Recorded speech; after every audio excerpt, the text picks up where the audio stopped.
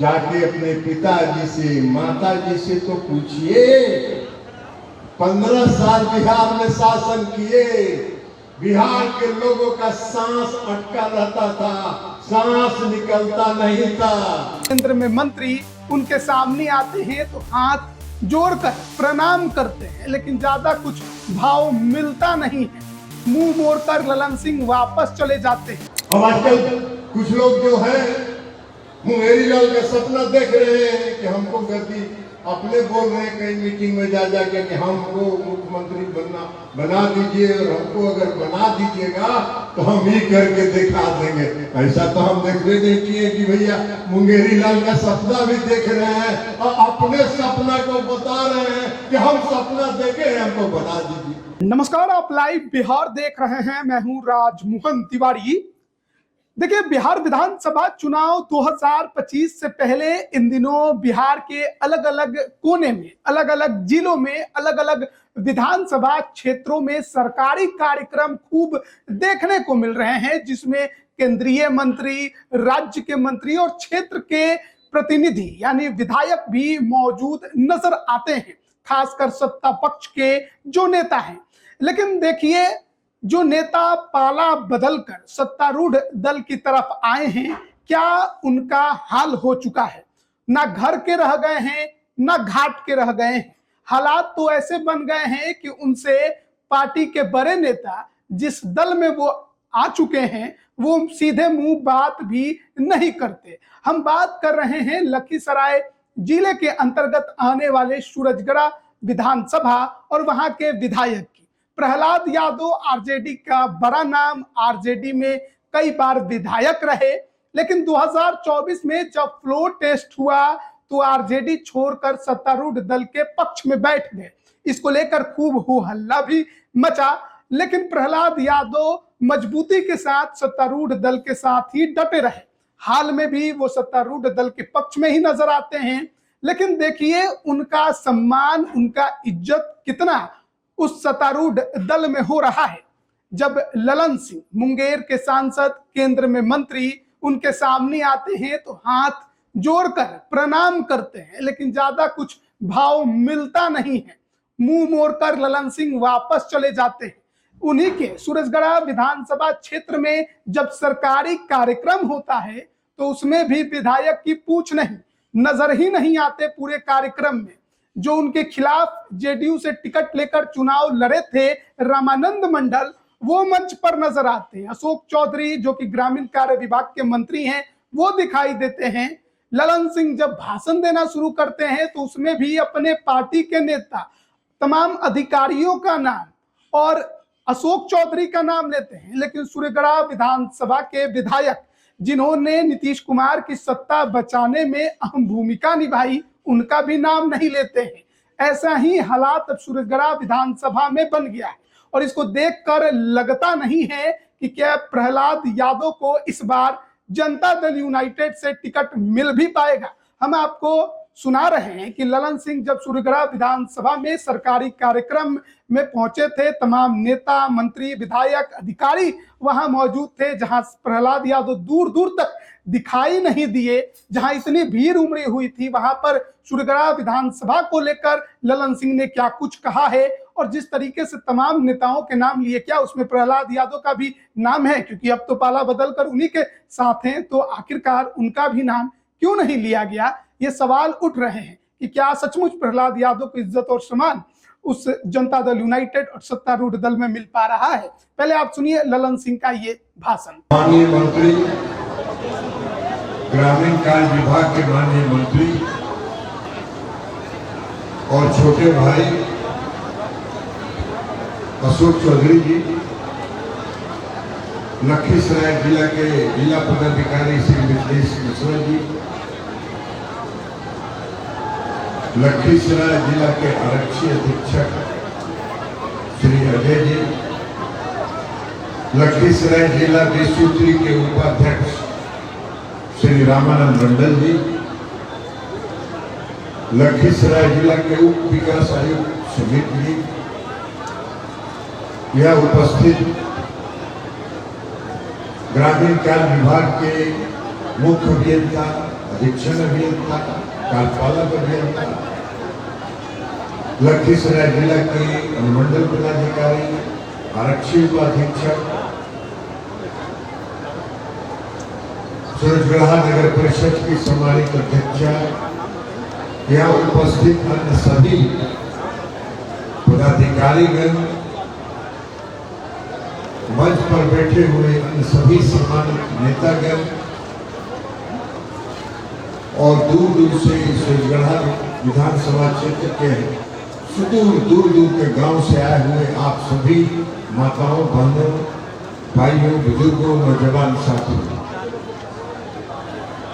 सबसे पहले हम बिहार सरकार के माननीय मंत्री अशोक चौधरी जी का इस सूरजगढ़ा की धरती पर यहाँ के सांसद होने के नाते, आप हमारे छोटे भाई जरूर हैं, लेकिन यहाँ हमारे संसदीय क्षेत्र में आप आए हैं, आप हमारे अतिथि हैं और हम अतिथि का हार्दिक स्वागत करते हैं, अभिनंदन करते हैं। और उसके साथ साथ हमारे अन्य कई साथी जो सूरजगढ़ा के हैं,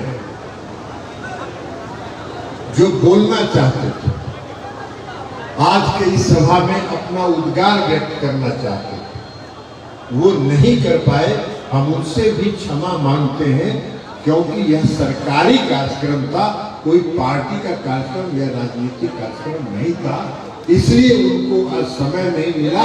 हम सबों से क्षमा मांगते हैं और आपसे आशा करते हैं कि आप इस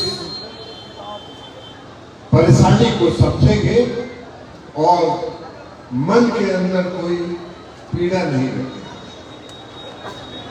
अब आज तो अशोक चौधरी जी का आप इतना भाषण सुन लिए। अशोक चौधरी जी ने विस्तार से बताया एक एक सड़क के बारे में, एक एक पुल के बारे में, कितना उन्होंने स्वीकृत कर दिया, कितना टेंडर हो गया, कितना स्वीकृति की प्रक्रिया में है। सब होगा, सब होगा। और हम आपको सिर्फ एक बात बता देना चाहते हैं कि सूरजगढ़ा विधानसभा का एक भी गांव नहीं छूटेगा जो सड़क से नहीं छूटेगा।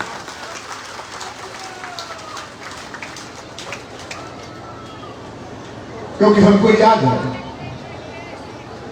2004 में जब हम यहाँ के सांसद पहली बार बेगूसराय के सांसद बने थे, तो लखीसराय विधानसभा जो है वो बेगूसराय संसदीय क्षेत्र का अंग था, सूरजगढ़ा नहीं था, लेकिन बेगूसराय था। सूरजगढ़ा उस समय मुंगेर संसदीय क्षेत्र का अंग था और हमने देखा है उस समय। और जब हम 2004 के चुनाव में घूम रहे थे तो लखीसराय जिला के लोगों के पीड़ा को हमने समझा था। भाई आज लखीसराय का जो बाईपास बना, उससे यहाँ के लोगों को कितना राहत है। लखीसराय बाईपास नहीं था, लखीसराय में एक ही सड़क था जो बाजार होके जाता था, और जब चुनाव हो रहा था तो लगन का टाइम था, बाराती इधर से उधर जाता था, उधर से इधर आता था। और लखीसराय पुल का जो रेलवे वाला पुल है, उसके नीचे अगर एक ट्रक का गुल्ला टूट गया तो 4 दिन तक इधर का ट्रैफिक इधर और उधर का ट्रैफिक इधर।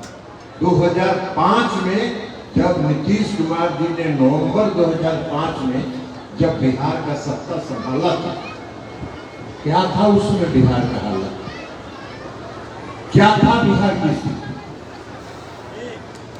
ये नौजवान जो 25 साल 28 साल के हैं, इन्होंने लालू जी का और राबड़ी जी का राज नहीं देखा। ये तो जब होश संभाले, आज अगर 28 साल है और 20 साल से तो नीतीश जी मुख्यमंत्री हैं। तो जब नीतीश कुमार जी मुख्यमंत्री बने थे तो इनका 28 साल जिसका उम्र है उसका 7-8 साल होगा। तो 8 साल वाले नौजवान जिनका उम्र अभी 28 साल है, 25 साल है, 30 साल है, उन्होंने उस राज को नहीं देखा, इसलिए बहुत कुछ उनको नहीं समझ में आता। जब नीतीश कुमार जी ने बिहार की सत्ता संभाली थी, कहीं सड़क नहीं थी, सड़क के नाम पर गड्ढा था। शेखपुरा से लखीसराय आने में 3.5 घंटा लगता था, 3.5 घंटा लगता था। एक दिन लखीसराय में कार्यकर्ता बैठक, मुख्यमंत्री जी और हम सब लोगों को शेखपुरा का मीटिंग करके और लखीसराय आना था, 3.5 घंटा से ज्यादा लगा। नीतीश कुमार जी ने कहा कि भाई ये तो कमर खराब हो जाएगा इसमें अगर ऐसा सड़क पर चलेंगे। 4-4 फीट का गड्ढा था। आज लखीसराय से निकलिए और सरसराते हुए शेखपुरा कितना मिनट में पहुंच जाते हैं, 20 मिनट, 22 मिनट, 25 मिनट में शेखपुरा पहुंच जाते हैं। तो बिहार में कुछ नहीं था, बिहार में सड़क के नाम पर गड्ढा था। आज बिहार में नीतीश कुमार जी के 20 वर्षों के शासनकाल में कोई भी इलाका, कोई भी क्षेत्र ऐसा नहीं है, कोई भी जगह बिहार का ऐसा नहीं है जहां से 6 घंटा से ज्यादा पटना पहुंचने में लगता है। ये परिवर्तन है। कल हम थे मोतिहारी में, बेतिया से हम लोग 5:30 बजे चले। बेतिया से 5:30 बजे शाम को मीटिंग खत्म करके चले और 9 बजे रात में पटना शहर इन कर गए। ये नीतीश कुमार जी की सरकार का दिन है। 3.5 घंटा में बेतिया से पटना को, जहां 12 घंटा लगता था, 11 घंटा लगता था बेतिया पहुंचने में पटना से, आज 3.5 घंटा में पहुंचे। तो नीतीश कुमार जी की यही परिवर्तन, चाहे वो नेशनल हाईवे हो, चाहे वो स्टेट हाईवे हो। हमको याद है कि जब नीतीश कुमार जी बिहार के मुख्यमंत्री 2005 में बने, उस समय हम पार्टी के प्रदेश अध्यक्ष थे और सांसद थे। उन्होंने कहा कि नेशनल हाईवे में अगर केंद्र सरकार पैसा नहीं दे रही है तो अपने राज्य के खजाना से पैसा लगाकर नेशनल हाईवे को ठीक करिए, और 1000 करोड़ रुपया लगा के उन्होंने बिहार के सभी नेशनल हाईवे को ठीक कराया। तो चाहे नेशनल हाईवे हो, चाहे स्टेट हाईवे हो, चाहे मेजर डिस्ट्रिक्ट रोड हो, चाहे ग्रामीण सड़क, ग्रामीण सड़कों का जो जाल उन्होंने बिछाया, और जो आज भी जो ग्रामीण सड़कों का जाल बिछाया, आज पूरे ग्राम, हर गांव। और जब ठीक कहा अशोक जी ने कि जब गांव सड़क से जुड़ जाता है तो गांव की अर्थव्यवस्था बढ़ जाती है, लोगों को बाजार मिल जाता है, अपने खेती बाड़ी के अपने पैदावार को बाजार में ले जाके बेचने के लिए उनको पैसा ज्यादा मिलता है, उनकी आमदनी बढ़ती है। तो इसलिए अर्थव्यवस्था में गांव के सुधार हो जाता है, गांव के गरीब मजदूर लोगों को फायदा हो जाता है। तो ये सड़क का जाल उन्होंने,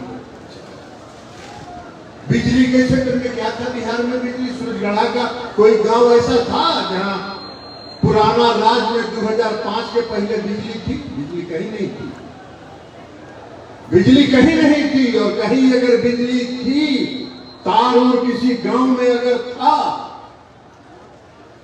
तो उस पर लोग कपड़ा सुखाते, कहा कि बिजली यहां नहीं है तो तार पर क्या होगा काम? तो तार को सब कपड़ा सुखाते थे लोग। अब बिजली कभी गलती से 5-7 मिनट के लिए आ गया तो लोग दिवाली मनाने लगते थे, नाचने लगते थे कि बिजली आ गई। हाँ, जब चला गया तो फिर क्या बरस में आएगा इसका कोई ठिकाना नहीं था। आज नीतीश कुमार जी के राज में 100% गांव में बिजली पहुंच गई, 100% घर में बिजली पहुंच गई, 20 घंटे 22 घंटे बिजली मिल रही है। आज बिजली का खपत बिहार में 6,800 मेगावाट, 6,800 मेगावाट प्रतिदिन बिहार में बिजली का।